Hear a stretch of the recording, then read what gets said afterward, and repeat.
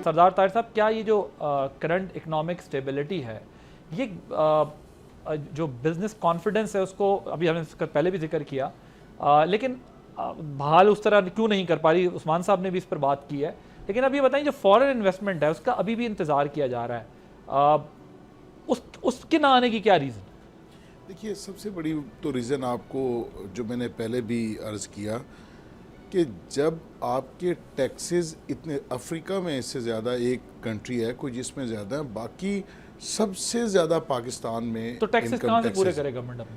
देखिए, आपने base broad करनी है और जो सिर्फ जो आपके पास कंप्लाइंट ऑलरेडी लोग हैं उनके ऊपर से आपने प्रेशर कम करना है। अगर आप बेस ब्रॉड नहीं करेंगे, उन्हीं लोगों को टैक्स करते जाएंगे, तो मैं नहीं समझता कि आप यहाँ पर बिजनेसेस जो तो वो हैं कहते हैं हम इन्फोर्समेंट के जरिए करेंगे, क्योंकि जो रिकवरीज भी नहीं होती। अब तो 15 ट्रिलियन का टारगेट है पहले वो।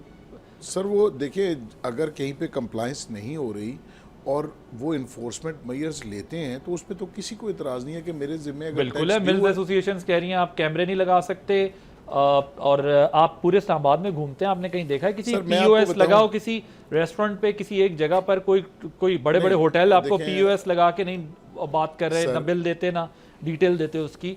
तीसरी बात यह है कि आप जो इस कॉन्टेक्स्ट में मैं ज़रा बात कर लेता हूँ, वो ये कहते हैं कि हम जब इन्फोर्समेंट की कोशिश करते हैं, रिकवरी की कोशिश करते हैं, तो फिर सारे हम पे तनकीद करते हैं, इंक्लूडिंग मीडिया भी तनकीद करने लगता है। अभी देखिए सर, अगर कोई टैक्स नहीं दे रहा तो 26% एफबीआर ने पिछली दफ़ा से इस दफ़ा ज़्यादा टैक्स कलेक्शन किया है, 26%। तो आप बताइए, इस्लामाबाद में तो बहुत शायद कम अब छोटे दुकानदार कोई रह गए होंगे जिनके ऊपर पीओएस ना लगा हो। मैक्सिमम जगहों के ऊपर पीओएस लगे हुए हैं, और अगर नहीं होता तो आजकल तो हम कोई पर्ची देता है पीओएस की इस्लामाबाद में? सर देते हैं, ज़्यादातर लोग देते हैं। कहीं अगर नहीं है तो उसके लिए तो आजकल आपको पता है हमारा जो आरटीओ है, और ना पीओएस नजर आता है मुझे पड़ा हुआ सामने। सर वैसे उसके बगैर छुपा के रखा हो तो मैं नहीं कह सकता। नहीं, मेरा नहीं ख्याल, क्योंकि हम भी रेस्टोरेंट्स वगैरह में जाते हैं। इनडायरेक्ट टैक्स की आप बात कर रहे हैं जिससे उनकी कलेक्शन बढ़ी है, इनकम टैक्स और उस पर तो नहीं बढ़ी है ना? सर मैं ये आपसे अर्ज़ कर रहा हूँ कि जो कंप्लाइंस के इश्यूज़ हैं तो वो तो इतना बड़ा इन्फोर्समेंट का इनके पास, एफबीआर का काम ही अब कलेक्शन रह गया है, पॉलिसी तो इनसे अलहदा हो गई है। तो ये करें ना, जिसके ज़िम्मे टैक्स बनता है उससे लें। हमने इस बात से तो कभी मना नहीं किया कि जी आप टैक्स लोगों से ना लें। अब जो दूसरे इश्यूज़ आप बात कर रहे हैं, अच्छा इन्होंने टोबैको वालों पे जो मोस्ट कंप्लाइंट लोग थे उनमें से भी कुछ लोगों के ऊपर कैमरे लगाए, 38 लोग वहाँ पे बैठाए, लेकिन वो जो 38-40 लोग बैठे हुए हैं वो एक्सपोर्टर्स को एक्सपोर्ट करने नहीं देते। अब वो अगर किसी जगह खाना जो है ना वो नमक तेज़ हो गया तो उनके लोग कहते हैं कि जी आपको हम ये आपका कंटेनर जो है वो रिलीज़ नहीं करेंगे। तो जब आप बाहर से लोगों को एक इन्वेस्टर को किसी के साथ आप बिज़नेस कर रहे हैं और वक्त के ऊपर आप उसको डिलीवरी नहीं दे पा रहे हमारे सिस्टम की वजह से, मैं तो कहता एक्सपोर्ट के ऊपर जो है एफबीआर का रोल ख़त्म कर देना चाहिए। भाई एक्सपोर्ट के ऊपर टैक्स है ही नहीं तो फिर आपने लेके वापस रिफ़ंड देना है तो आप उनको एक्सपोर्ट करने दें, और उसके बाद आप उन लोगों पे तवज्जो दें जिनके ऊपर बनता है और जिनसे आपने लेना है। सुपर टैक्स भी ख़त्म किया उनके ऊपर। तो जब आप, मैं ये ज़ाती तौर पे समझता हूँ कि जितना एफबीआर के लोग ज़्यादा इन्वॉल्व होते हैं उतनी करप्शन भी बढ़ती है और उतना ज़्यादा जो बिज़नेस कम्युनिटी है वो तंग भी होती है। अभी ये फेसलेस जो है वो इंट्रोड्यूस करवाने के लिए जा रहे हैं कि अच्छा मैयर है, लेकिन इसको टेस्ट रन पहले कर लें, उसके बाद इसको इम्प्लीमेंट करें। चूँकि जब नया सिस्टम ये 2019 में यही इंडिया में भी आया था तो साल, 1.5 साल, 2 साल वहाँ पर भी लोगों को बड़ी मुश्किलात का सामना करना पड़ा, लेकिन अब वो है वो यूज टू भी हो गए। उन्होंने सिस्टम के ग्लिचेस जो है वो सिस्टम के जो ग्लिचेस हैं वो भी ख़त्म हो गए, तो अब वहाँ पे चलना शुरू हो गया। तो ठीक है, आपका आर्गुमेंट ये है कि एक्सपोर्टर को बिल्कुल जो है वो टैक्स फ्री कर दें? नहीं, एक्सपोर्टर्स को आप रिफंड देते हैं ना, वो जब जाता है वो बाहर माल भेजता है, जब उसकी बाहर से फॉरेन एक्सचेंज आता है तो आप उसको, पर वो जो एफडीआई पे अगर आपकी यहाँ पर इन्वेस्टमेंट आती भी है तो वो फिर पैसा बाहर निकल जाता है ना आपका, वो फिर रहता नहीं आपका। सर देखिए, आप रिपैट्रिएट करने से, मैं यहाँ पे आया हूँ, मैंने पैसा कमाया है, प्रॉफिट के लिए कमाया है, तो मैं जब वापस रिपैट्रिएट करूंगा तो मुझे मेरे ऊपर क्यों पाबंदी होनी चाहिए? फ्री मार्केट है ना, मैं लेके भी आऊंगा पैसे, अगर मैंने नफा कमाया तो मैं अपना प्रॉफिट कहीं ले रिपैट्रिएट भी करूंगा ना अपने नेटिव जहां पर भी मैं करना चाहूं। तो आप ये मुझे क्यों कहते हैं कि बस आप लेके आए हैं, अब हम आपको वापस नहीं लेके जाने देंगे? तो फिर कोई आएगा नहीं। तो बट यहाँ तो फिर ट्रांजैक्शंस ही रहेंगी ना, इन्वेस्टमेंट तो नहीं रहेगी। नहीं सर, जब इन्वेस्टमेंट, वो प्रॉफिट किस चीज़ से कमाएगा? यहाँ कोई फैक्ट्री लगाएगा, यहाँ कोई बिजनेस करेगा, उस बिजनेस के साथ लोग एंगेज होंगे, उस बिजनेस में जो प्रॉफिट होगा वो अपना लेके जाएगा प्रॉफिट, तो वो उसका हक बनता है वो यहाँ रखे, यहाँ इन्वेस्टमेंट करे या कहीं और लेके जाए। लेकिन इनिशियली तो वो यहाँ पे इन्वेस्टमेंट करके बिजनेस चला के आपके टैक्सेस पे करके वो रोक तो नहीं रहे। वो IMF ने आई थिंक ये कहा कि वो 30% ज़्यादा है वो प्रॉफिट्स जो बाहर चले जाते हैं FDI के कंपैरिजन में। आप मुझे ये बताइए कि यहाँ से बाकी पूरी दुनिया में भी बिजनेसेस हो रहे हैं, अगर आप किसी को उसका पैसा रिपैट्रिएट नहीं करने देंगे, लोगों को इस बात पे आप फंसा के रखेंगे, तो आपके पास कोई पैसा लेके क्यों आएगा? ठीक, फॉरेन इन्वेस्टमेंट उस्मान साहब क्यों नहीं हो रही, और क्या उसकी रीज़न यही इंटरनेशनल सिचुएशन है, या फिर जो हम इंटरनल हमारे फ्लॉज हैं, जो हमारे पॉलिसी के फ्लॉज हैं, या कौन से ऐसे 2-3 स्टेप्स हैं जिनको लिया जाए तो फॉरेन इन्वेस्टमेंट पाकिस्तान के अंदर इजीली आ सकती है और यहाँ पर जॉब अपॉर्चुनिटीज़ क्रिएट हो सकती हैं? जी देखें, सबसे पहले तो फॉरेन इन्वेस्टर को भी वही इश्यूज हैं जो एक डोमेस्टिक इन्वेस्टर को हैं।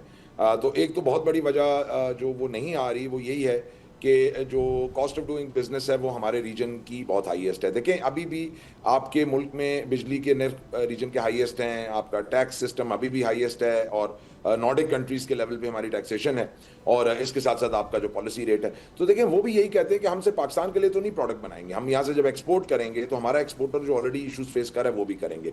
सेकेंडली देखें, जो आपकी हम बार बार जिक्र करते हैं industrial policy, clarity of policies, वो अभी भी हमारे पास नहीं है सेक्टर वाइज। हमें इस वक्त एक नीड है इंडस्ट्रियल पॉलिसी, एक क्लैरिटी की, कि सेक्टर स्पेसिफिक इन्वेस्टमेंट्स अगर आपने लानी है, अगर आप एग्रीकल्चर की बात करें, IT की बात करें, बाहर से जब कंपनियां आती हैं वो कहते हैं जी हमें 10 ईयर का रोड मैप आप बताइए कि आपका ये क्या गारंटी है कि आज देखिए जो सोलर के साथ हो रहा है, जो इलेक्ट्रिक व्हीकल के साथ हो रहा है, आज से 10-15 साल पहले हम CNG को सुनते थे, बहुत प्रमोट किया जाता था, फिर बताया गया कि गैस ही नहीं। तो ये पॉलिसीज जो आप आए दिन चेंज सोलर इन दैट के सोलर, एग्जैक्टली, आज जो सोलर के साथ हो रहा है, तो आपका बाहर का इन्वेस्टर देखता है कि यार what is your long term clarity, आपकी पॉलिसीज क्या है। इनकंसिस्टेंसी जो है हमारा असल प्रॉब्लम है, क्योंकि हम पॉलिसीज लॉन्ग टर्म नहीं बनाते जी, लॉन्ग टर्म नहीं बनाते। और एक और चीज जो मैं समझता हूं कि हमारी बहुत ज्यादा ब्यूरोक्रेटिक हर्डल्स हैं। मैं आज भी बिलीव करता हूं, देखिए 37 से ज्यादा NOCs आज आपको आदिल साहब दरकार हैं अगर आज आप एक बिजनेस की सोच रखते हैं और पहली ट्रांजैक्शन करते हैं। 37 NOCs, और हम कहते हैं कि जी हम अमेरिका यूरोप बनना है, तो वहां तो ऑनलाइन आप बिजनेस स्टार्ट करें, आधे घंटे में आपकी ट्रांजैक्शन स्टार्ट हो जाती है। तो आप अगर पॉलिसी क्लियर ले आते हैं तो आई एम सॉरी टू से the bureaucratic hurdles don't let it go through. और हमने ये भी देखा कि बहुत अच्छी पॉलिसीज आई, पेपर पे बहुत अच्छी हैं, लेकिन जब इंप्लीमेंट हुई तो इंप्लीमेंटेशन में उनका बेड़ा गर्क कर दिया गया, they were not implemented the way they should have been. तो वहां पे भी एक बहुत बड़ा इशू है कि आपकी ईज ऑफ डूइंग बिजनेस नहीं है। पॉलिसी आपने बना ली, लेकिन खुदारा आगे आप अपने ये NOC कल्चर खत्म कीजिए, एक कंड्यूसिव एनवायरनमेंट बनाइए। और देखिए एक और चीज, तो वन विंडो ऑपरेशन जो SIFC के थ्रू किया जा रहा था, उसको भी कहते हैं कि ब्यूरोक्रेसी ने जो है उसमें इतनी हर्डल्स क्रिएट करा दी हैं कि SIFC भी जो है वो उस तरह परफॉर्म नहीं कर पाया। जी देखिए, SIFC का तो सबसे बड़ा मसला ये है कि देखिए वो हैंड होल्ड कर रहे हैं, वो एक सिंगल वन विंडो ऑपरेशन है, वो बेचारे कोशिश करते हैं, लाते हैं, दे ट्राइंग देयर बेस्ट। लेकिन जब एक फॉरेन इन्वेस्टर आ जाता है, ये मैं आपके साथ शेयर करूं, मैं अभी अमेरिका गया, 2-3 डेलीगेशंस लेके गया, वहां से भी ये बात है। एक छोटे कारोबारी SME सेक्टर की अगर मैं बात करूं, तो क्या हम SME सेक्टर की बात करें, वो हमारे पास आना चाहिए। उस लार्ज कॉर्पोरेशंस तो आपकी आती हैं, मल्टीनेशनल्स के तो पावर कॉरिडोर्स में ताल्लुकात हैं, एक आपके पास जो मिडिल क्लास है वो ग्रो नहीं हो रही, वो तब ग्रो होगी जब SME सेक्टर आएगा। वो ट्रस्ट नहीं करता आपके इस वक्त कोर्ट सिस्टम से। मुझे अमेरिकन से साफ कहा, उन्होंने कहा जी आपके कमर्शियल कोर्ट्स जो हैं वो मौजूद होने चाहिए इस वक्त। आपके आज जो कमर्शियल डिस्प्यूट्स हैं वो जाते हैं आपके सिविल कोर्ट्स में, उधर तो आपका मेरा जो हाल होता है, 10-10 साल हमारी जनरेशंस गुजर जाती है। तो कहते हैं अगर उस्मान साहब आप नहीं अपना केस हल करवा सकते, कोई कमर्शियल डिस्प्यूट आपके साथ अगर कोई प्रॉब्लम हो जाए बिजनेस में, तो मैं बाहर से मुल्क से आके कहां अपनी यहाँ राइट्स को सिक्योर करूंगा। ये मैं तो जी उस्मान साहब, आप यकीनन जिस वक्त अभी डेलीगेशन लेकर गए वो बिल्कुल मेरी नज़र से गुजरा है, और मैं खुद भी, बल्कि आपकी सेनेटर टॉम सॉली से भी गालिबन मुलाकात हुई थी, मैंने उनका इंटरव्यू किया था। टॉम सॉजी को न्यूयॉर्क के जो सेनेटर हैं कांग्रेसमैन हमारे जी। और मैंने इंटरव्यू किया था वहाँ पर अमेरिका में when president Trump was taking oath. उस वक्त प्रीमियर ऑफ एल्बर्टा के एक एडवाइजर है डेविड ग्रीन, ये it is available on YouTube, record पे मौजूद है ये। सो दोनों का मैं आपको ज़रा सामने रखता हूँ। एक डेविड ग्रीन ने कहा था कि जो SIFC मॉडल है इट्स वंडरफुल, और ये अगर लेटर इन स्पिरिट में उस पर इम्प्लीमेंट हो जाए तो यही इसी किस्म का फोरम चाहिए होता है किसी कंट्री में इकोनॉमिक एक्टिविटी को जनरेट करने के लिए, investment. But I don't know what went wrong, और शायद उनकी असेसमेंट भी यही थी कि अगर वो लेटर इन स्पिरिट में इम्प्लीमेंट हो जाए, वो नहीं उस तरह चीज़ें हो सकी जिस तरीके से होनी चाहिए थी। तो वो बड़ा उसको प्रेज कर रहे थे SIFC को, जो कि खुद एडवाइजर हैं प्रीमियर ऑफ एल्बर्टा के। जो टॉम सॉजी हैं वो भी यही हवाला दे रहे थे सेनेटर के। अब मेरे इंटरव्यू में उन्होंने कहा कि वो जो काजाकिस्तान का जिस तरह का मॉडल है जिसमें वो इन्वेस्टमेंट को आस्ताना एग्रीमेंट, तो उसको प्रोटेक्शन जिस तरह वो देता है, इस तरह का कोई सिस्टम जो है वो पाकिस्तान के अंदर होना चाहिए, ताकि बिजनेस कम्युनिटी या फॉरेन डायरेक्ट इन्वेस्टमेंट या कोई कंट्री अगर इन्वेस्ट करे तो उसको उसका रिटर्न मिले। मैंने आदल साहब आपका वो इंटरव्यू देखा है टॉम सॉजी वाला, मैंने बड़ा क्रिटिकली उसको देखा है। माशाल्लाह यही बात उसमें आपने भी हाईलाइट की है कि जब तक ये कमर्शियल कोर्ट्स ट्रेड डिस्प्यूट्स का भी मैकेनिज्म यहाँ पे आप नहीं करेंगे तो मामलात नहीं चलेंगे। तो इसको भी देखना बहुत जरूरी है। टॉम सॉजी साहब के फॉरेन इन्वेस्टर्स की बहुत बड़ी डिमांड है, बल्कि ये डेलीगेशन यहाँ आया भी था। इसमें ऐड करूँ कि देखिए जो इंटरनेशनली लोग आते हैं वो एग्रीमेंट की क्लॉज में ज़रूर ये चीज़ इंटरनेशनल आर्बिट्रेशन या इंटरनेशनल कोर्ट ऑफ जस्टिस का क्लॉज डालते ही इस वजह से हैं कि अगर रेमेडी यहाँ से ना मिले तो वो रेमेडी वहाँ से जाके ले लें। Fair enough. जो कारके एक मिसाल है, बाद में हमने अपने ताल्लुकात पे टर्की वाला वो मसला जो कारके वाला था वो उससे निकले, और अभी ईरान गैस पाइपलाइन में भी ये जो हम ज़बरदस्त फॉरेन पॉलिसी और मिलिट्री डिप्लोमेसी के थ्रू बच गए, वरना बड़े प्रॉब्लम्स आपको कंट्रीज़ के साथ प्रॉब्लम्स फेस करने पड़ जाते हैं, G2G और B2B। सब्सक्राइब करें और बेल दबाएं ताकि कोई खबर रह न जाए।